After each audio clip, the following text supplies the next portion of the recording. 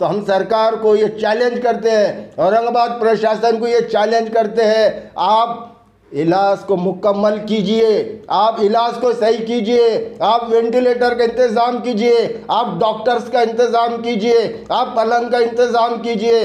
आप अगर ऐसा नहीं करते तो आपको और आपकी बात को कोई नहीं मानेगा। जनता का उद्रेक आप मत देखिए, जनता का गुस्सा आप मत देखिए। जनता जितनी घरों में बैठी है ना, ऐसा ना हो जाए कि वो बाहर आ जाए।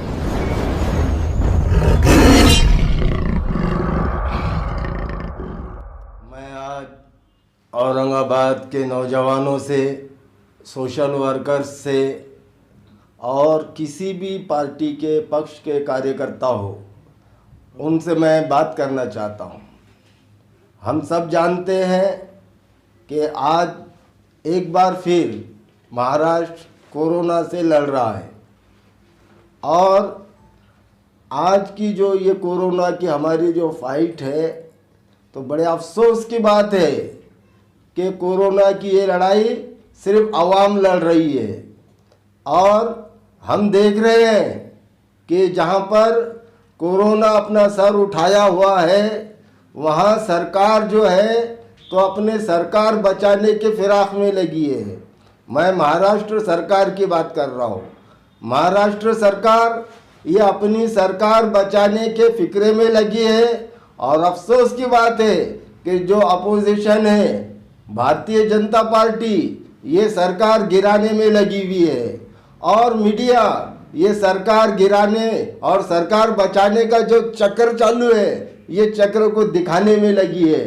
तो आज हमारे पास ना सरकार ध्यान दे रही है, ना अपोजिशन सरकार के नज़र में परेशानी लाकर दे रही है, ना मीडिया उसको दिखा रहा है। तो आज हम देख रहे हैं कि लोग बेहद ज़्यादा परेशान हैं।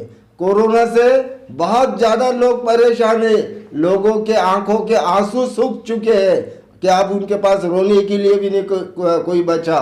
कि मैं देख रहा हूँ कि औरंगाबाद में जहाँ पर घाटी है, वहाँ पर किस तरह लापरवाही हो रही है, किस तरीके से लोगों को परेशान किया जा रहा है।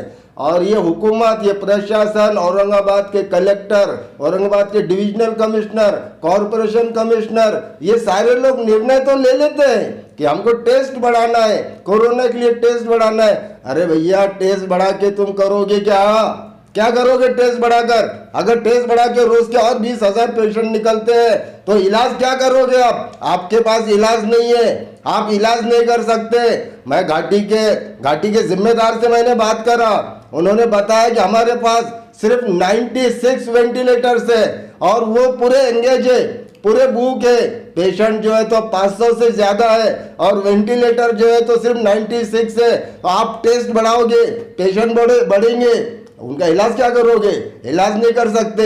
और ये मास्क लगाओ, सोशल डिस्टेंसिंग करो, लॉकडाउन। और सारा अफसोस की बात ये है कि सरकार जो है पूरे एक साल में, केंद्र सरकार, महाराष्ट्र सरकार, औरंगाबाद का प्रशासन, ये पूरी तरीके से फेल हो चुका है। ये फेलियर है इनका और इनके फेलियर को ये पब्लिक के मत्थे फोड़ रहे हैं कि पब्लिक जो है तो नियमों का उल्लंघन कर रही है, इसलिए कोरोना बढ़ रहा है। अरे आप ये बताइए कि आपने एक गोली भी बनाई है क्या पूरे साल में? आपने जो डोज बनाया ना, डोज जिससे दे रहे हैं, तो घाटी के डीन ने वो डोज लिया है, वो डोज लेने के बाद में भी वो कोरोना पॉजिटिव है। आपके डोज में भी दम नहीं है, सिर्फ आप बातें करते हैं। कोरोना के लिए आपने कोई काम नहीं किया, पब्लिक परेशान है। और जो परेशानी है ये ज्यादा हुकूमत ने बढ़ाई है, ये प्रशासन ने पब्लिक की परेशानी को बढ़ाया है। कि आज हम देख रहे हैं कि घाटी में लोग जा रहे हैं वहाँ पर इलाज के लिए, तो उनके पास वहाँ पर वेंटिलेटर अवेलेबल नहीं है। लोग अगर प्राइवेट में जाते हैं तो 2 लाख रुपए, ये प्राइवेट वाले तो ये कत्तल खाने बन चुके हैं, प्राइवेट हॉस्पिटल ये कत्तल खाने बन चुके हैं। यहाँ पर जो है तो 2 लाख रुपए आप जब तक डिपॉजिट नहीं करते, आपके पेशेंट को वो अंदर नहीं लेते। और हमारे जैसा कोई कार्यकर्ता अगर डॉक्टर से मिलता है, बात करता है, तो हमको सीधे वो जवाब दे देते कि भैया हमारे पास जगह फुल है, माफ करना, कुछ कर नहीं सकते। और हमारे जैसे वो दवा जगह फूले बताते और जब आवाम वहाँ पे जाती तो उनको 2 लाख रुपए वहाँ पे जमा करो बोलते। ऐसे में गरीब लोगों के पास एक ही रास्ता रहता, घाटी, और घाटी में ले आने के बाद वो बेड पे तो आपको जमा कर देते हैं, लेकिन उसके लिए वेंटिलेटर उनके पास नहीं है। इसलिए हम प्रशासन से ये डिमांड करते हैं कि प्रशासन 24 घंटे के अंदर 100 से ज़्यादा वेंटिलेटर घाटी को उपलब्ध कराए। कैसा करना ये आप डिसाइड कीजिए, लेकिन वहाँ पर तुरंत वेंटिलेटर जो है तो वहाँ पे उपलब्ध कराए।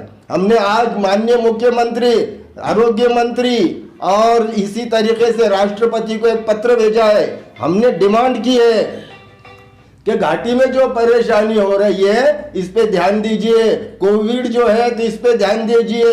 केंद्र सरकार पश्चिम बंगाल में, आसाम में और इतर दूसरे 5 स्टेट में इलेक्शन है, वहां पर कोरोना नहीं हो रहा है, लाखों की भीड़ वहां पे जमा कर रहे हैं। केंद्र सरकार इलेक्शन में मशगूल है, महाराष्ट्र सरकार बचाने में मशगूल है, और अपोजिशन जो है ये सरकार गिराने में मशगूल है। इनको किसी को कोरोना की, गरीबों की और आवाम की फिक्र नहीं है। ये खुली और साफ बात है।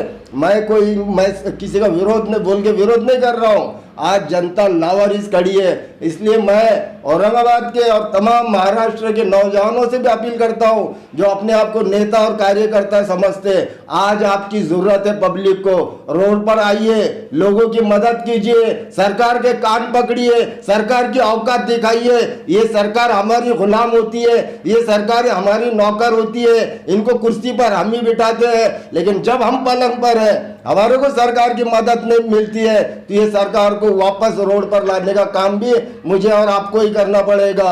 आज हमने माननीय मुख्यमंत्री को जो निवेदन दिया है उसमें हमने ये बताया है कि घाटी में किसी की भी मौत किसी भी तरीके से हो रही है, सिर्फ औरंगाबाद में नहीं, पूरे महाराष्ट्र से हमको पता चल रहा है कि किसी की भी मौत कैसे भी हो रही है। उसकी रिपोर्ट जो है, उसकी गिनती, उसकी काउंटिंग, उसको कोरोना में किया जा रहा है। इसलिए हमारा मुतालबा है कि जो भी पेशेंट घाटी में इंतकाल होता है, एक्सपायर होता है, उसका देहांत होता है, तो उसका पोस्टमार्टम रिश्तेदार की परमिशन लेकर उसका पोस्टमार्टम किया जाए, ताकि उसके मौत की वजह समझ में आ सके। उसी तरीके से आज कोरोना की वजह से जो लोगों की जान जा रही है, उसमें कई परिवार ऐसे हैं कि उनके पास किसी भी तरीके की आर्थिक मदद नहीं है। तो महाराष्ट्र सरकार को चाहिए कि कोरोना में जिसकी मौत हो गई है और वो गरीबी रेखा के नीचे है, तो उसको तुरंत 5 लाख की आर्थिक मदद की जाए। इसी तरीके से हमने आज कोविड में पेशेंट के पास कोई जा नहीं सकता, उसके रिश्तेदार बाहर परेशान बैठे हैं, वो अंदर बेड पर परेशान है, हैरान है। उसको लगता है, उसके समझ में आता है कि कुछ देर में मेरी जान जा सकती है। बाहर रिश्तेदार है, उनके भी समझ में आता है कि शायद हमारे पेशेंट को, हमारे रिश्तेदार को, हमारे पिताजी को, हमारी औलाद को, हमारे भाई को, हमारे बहन को हम शायद वापस नहीं देख सकेंगे। इसके बावजूद मजबूरी ये है कि रिश्तेदार अंदर जा सकते ना पेशेंट बाहर आ सकते। वो पलंग पे अपने रिश्तेदारों के, अपने चाहने वालों के गैर मौजूदगी में दम तोड़ देता है, और इसके बाद उसके मरने के बाद में भी बॉडी जो है तो रिश्तेदारों के हवाले नहीं की जाती।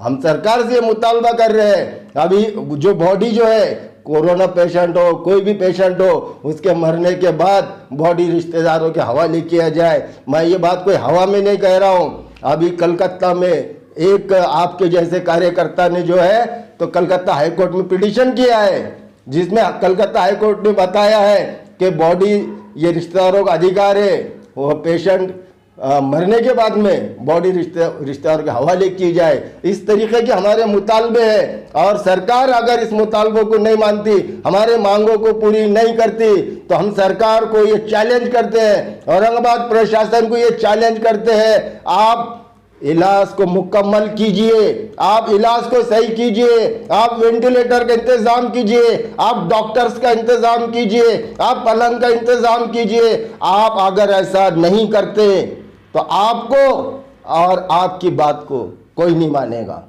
जनता का उद्रेक आप मत देखिए, जनता का गुस्सा आप मत देखिए। जनता जितने घरों में बैठी है ना, ऐसा ना हो जाए कि वो बाहर आ जाए और आपको घर में जाकर बैठना पड़े। जय हिंद।